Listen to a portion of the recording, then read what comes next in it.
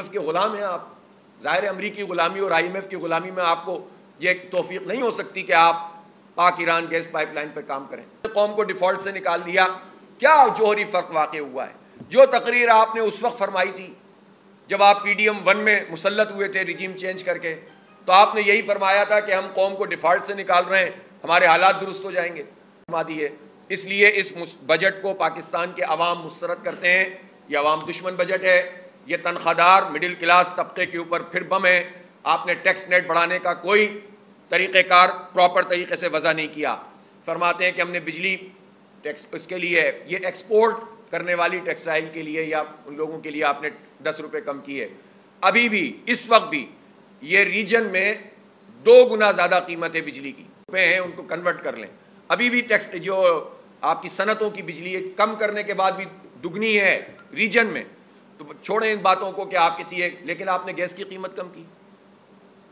कोई गैस को निकालने के एक्सप्लोरेशन के कोई आपके पास कोई चीज़ें मौजूद हैं कि जिस पर आप कह सकें कि आइंदा 5 साल बाद जाकर हम इस तरह से हो जाएंगे?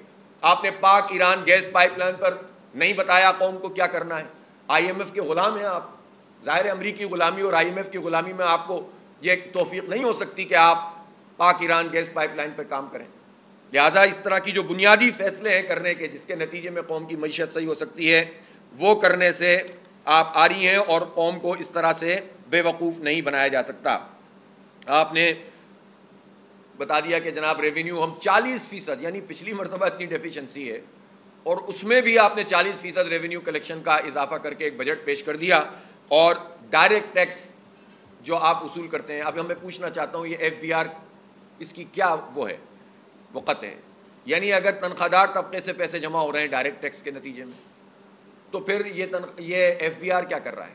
आप इनडायरेक्ट टैक्सेस के ज़रिए से आप देखें बिजली में ये बिलों में टैक्स लगा देते हैं, आप तनख्वाहों से टैक्स काट लेते हैं, आप चीनी आटा दाल पे भी लगा देंगे, आप साबुन पे पहले लगाए हुए हैं, सेल्स टैक्स बेशुमार चीज़ों पे ये टैक्स तो खुद ब खुद जमा हो जाता है। इसमें FBR क्या करती है? जिनसे जमा करना है वो आप करते नहीं हैं। वहाँ ये पूरा डिपार्टमेंट जो है वो मिली भगत करके 2 नंबरी कर रहा होता है। तो जो काम हुकूमत के करने का वो करे नहीं और ज़बरदस्ती लोगों से जो है वो टैक्स वसूल कर लिया जाए और इनडायरेक्ट टैक्सेस का जो है वो एक नेटवर्क और निज़ाम बना दिया जाए, ज़ाहिर है किसी सूरत में भी काबिल कबूल नहीं हो सकता। लिहाजा हम एक मरतबा फिर ये कहते हैं कि जितना भी इस बजट के अंदर इन्होंने बात की है ये खिलाफ वाक़या है और पाकिस्तान को एक मरतबा फिर ये एक माशी दलदल में फेंक रहे हैं। ये दुनिया में वाज़ेह बात है कि IMF जहाँ जाता है वो कौम पनपती नहीं है, वो कौम मज़ीद बर्बाद होती है। उसके तकाज़े और होते हैं, कुछ तकाज़े तो वो होते हैं जो ज़ाहिर में नज़र आ रहे हैं, वो भी तबाहकुन होते हैं, लेकिन कुछ तो अंडर द टेबल ये डील करते हैं और हमारी तहज़ीब, हमारे नज़रिए, हमारे अक़ीदे पे भी इस तरह के इदारों के ज़रिए से हमलावर हुआ जाता है। वो तो एक अलग तफसील है जिस पर कभी गुफ्तगू की जा सकती है।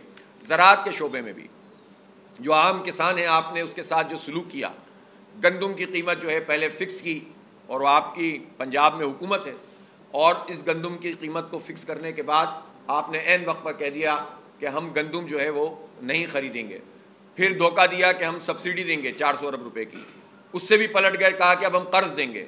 और अब इस वक्त ये सूरत हाल है कि जितने भी दावे किए जा रहे थे उसके मुताबिक जो रिकॉर्ड जमा किया जा रहा है उसमें चंद हज़ार से ज़ायद किसानों को शामिल नहीं किया जा रहा, जिसके नतीजे में आप धोखाधड़ी करेंगे और अगले साल गंदम की फसल में इंतहाई कमी वाक़ हो सकती है। उसकी वजह यह है कि किसान ये कहता है कि जब हमने गंदम काश की तो हमें इनकरेज किया गया कि करो, हम आप तुम्हें अदायगी करेंगे।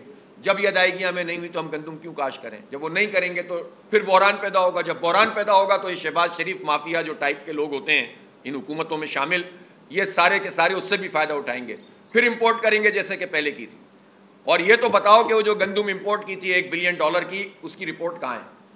जो लोग इसमें जिम्मेदार हैं कहाँ है? अदलिया कहाँ है? सारे लोग ये बुनियाद, जब हम $1 डॉलर के लिए भीख मांग रहे होते हैं जाकर, कौम का वक़ार, कौम की इज्जत तबाह कर रहे होते हैं, उस वक्त ये माफिया $1 अरब इस तरह से गंदम मौजूद है और उसकी इंपोर्ट कर रहे होते हैं, तो कोई रिपोर्ट उसकी नहीं आ रही। फिर मैं ये पूछना चाहता हूँ कि आप इतनी बड़ी बड़ी बातें कर रहे हैं, सिर्फ 2 साल में $12.5 बिलियन सिर्फ दुबई में लोगों ने प्रॉपर्टीज खरीदी हैं, सिर्फ प्रॉपर्टीज खरीदी हैं। $12.5 बिलियन का मतलब हो गया 3,500 अरब रुपए, 3,500 अरब रुपए की प्रॉपर्टीज खरीदी हैं। इनमें वो लोग भी शामिल हैं कि जो अपनी मनी ट्रेल देने के काबिल नहीं है, और सभी हैं इसमें, सियासतदान भी हैं, फौज के लोग भी हैं, ब्यूरोक्रेसी के लोग भी हैं, जो भी हो आप उसका मनी ट्रेल दें हमें। आप कौम से तो टैक्स, तनख्वाहदार तबके से तो टैक्स वसूल करने के लिए सब कुछ कर रहे हैं, लेकिन 3,500 अरब रुपए 2 साल में यहाँ से चले जाएं और कोई मनी ट्रेल देने का जो है वो रवादार ना हो, तो ये कैसे जो है ये जुल्म का निज़ाम चल सकता है।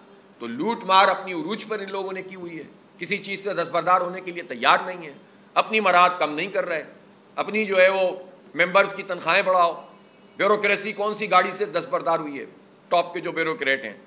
और हमें दिफाई बजट पे इख्तलाफ नहीं होता, हमारे अगर दिफा के लिए ज़रूरी चीज़ें तो होनी चाहिए, लेकिन दिफा के लिए चीज़ होना और दिफा करने वालों की ज़ाती मराहत, इसमें फ़र्क है, और ये फ़र्क हमेशा मलूज़ रहना चाहिए। कौम से जब आप कुर्बानी का मुतालबा करते हैं तो फिर कौम के लिए कुर्बानी देने का भी आगाज़ करें, जर्नल करें, जजेस करें, सियासतदान करें, जागीरदारों पर टैक्स लगे, टैक्स नेट में सबको लाया जाए और पता किया जाए सबके असासे बाहर कितने हैं, किस किस ने अपने बच्चों को कहाँ कहाँ पर जाकर पहले से एडजस्ट किया हुआ है कि जब फारिग होंगे या तो कोई नौकरी मिलेगी जाएंगे। तो पाकिस्तान में जो एक ख़ास किस्म का हुक्मरान तबका तश्कील पा चुका है, ये हुक्मरान तबका, इसके स्टेक्स ही पाकिस्तान में नहीं है। जब इस मुल्क में इनके स्टेक नहीं है, इनके बच्चों के स्टेक नहीं है, तो ये पाकिस्तान के बच्चों के लिए क्या करेंगे। इसीलिए 2,62,00,000 बच्चे इस वक्त बाहर हैं, स्कूलों से बाहर हैं। 2,62,00,000 किसने किए हैं ये? 77 साल में कौन हुक्मरान है पाकिस्तान में? किन लोगों ने पाकिस्तान में हुकूमत की है? अभी भी 1600-1700 अरब रुपए का तो बजट बन जाएगा तालीम का, जो सूबों में मौजूद है। 1600-1700 अरब रुपए तालीम पे के बजट 4 सूबों के हों और 2,62,00,000 बच्चे स्कूल से बाहर हों।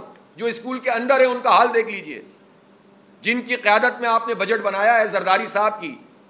जाकर देखिए कि अंदरूनी सिंध में, आप अंदरूनी सिंध क्या, आप कराची के सरकारी स्कूल देख लीजिए, आपको पता चल जाएगा यहाँ करप्शन। और फिर कहते हैं कि हम भर्तियां करेंगे, सारा जोर भर्तियों पर है, जाली भर्तियां, 2 नंबर भर्तियां, जबरदस्ती जो है वो आप अपने पसंदीदा लोगों को पैसे दे देकर जो है मुसल्लत कर दो और उसके नतीजे में कौम को तालीम से भी महरूम करो। सेहत की सहूलतों का ये हाल है कि जो लोग चैरिटी का काम करते हैं और मुख्तलिफ चीज़ें मंगवाते हैं, आपने उस पर भी टैक्स लगा दिया, डायग्नोस्टिक के किट्स पर टैक्स लगा दिया। अब आप ये देखें कि जो वो आलात होते हैं या चीज़ें होती हैं जिसके नतीजे में आप MRI है मिसाल के तौर पर, CT है, आप इसी तरह से जो एंजियोग्राफी होती है उसकी किट होती है और लेबॉर्ट्रीज़ की किट होती हैं, उन सब पे भी भारी टैक्स लगा दिए गए और इसका बराह रास्त असर आवाम पे पड़ेगा। पाकिस्तान में सरकारी सतह पर आपने क्या सहूलत दी हुई है लोगों को सेहत की? चंद इदारे बनाकर, वो भी NGOs की मदद से। आप ये कहते हैं कि हमारी सेहत की पॉलिसी है, तो जो प्राइवेट सेक्टर में जब ये बोझ पड़ेगा तो जो प्राइवेट सेक्टर है वो तो सारा का सारा आवाम पे शिफ्ट करेगा। गरीब कहाँ जाएगा, मिडिल क्लास कहाँ जाएगा? तो वो सारे इक़दाम किए हैं पैसे जमा करने के लिए कि जिसका असर गरीब पर और मिडिल क्लास पे पड़ेगा। सिस्टम के नाम से धंधा चल रहा है और आर्मी चीफ साहब कहकर गए थे कि ये सिस्टम जो है हम इसको ख़त्म कर देंगे, माशाल्लाह ये इस्लामाबाद पहुँचा दिया।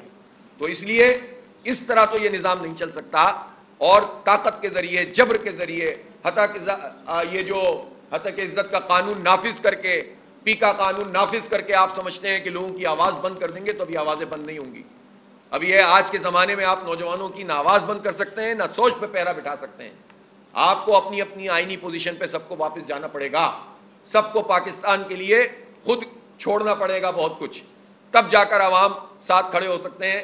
वरना अब ये खलीज नहीं पाटी जा सकती सिवाय इसके कि ये पूरा मराहत याफ्ता तबका अपनी मराहत को छोड़ने के लिए तैयार हो और अपनी आईनी हुदूद में रहकर आईनी पोजीशन पे वापस जाकर काम करने के लिए तैयार हो। फॉर्म 47 वाली हुकूमत यही काम करेगी, इसलिए कि उसका आवाम से कोई ताल्लुक नहीं, वो मुसल्लत करदा जबर के ज़रिए से आई हुई हुकूमत है। एक जुडिशल कमीशन बनाया जाए, फुल कोर्ट हो बेशक, और उसके नतीजे में फॉर्म 45 की बुनियाद पर जेन्युइन हुकूमत हो और सब स्टेक होल्डर के साथ मिलकर फिर बात हो, तो शायद हम आगे बढ़ सकें और इन हालात से निकल सकें। बहुत शुक्रिया। वाखिर दावाना अनिल हम्दुलिल्लाहि रब्बिल आलमीन।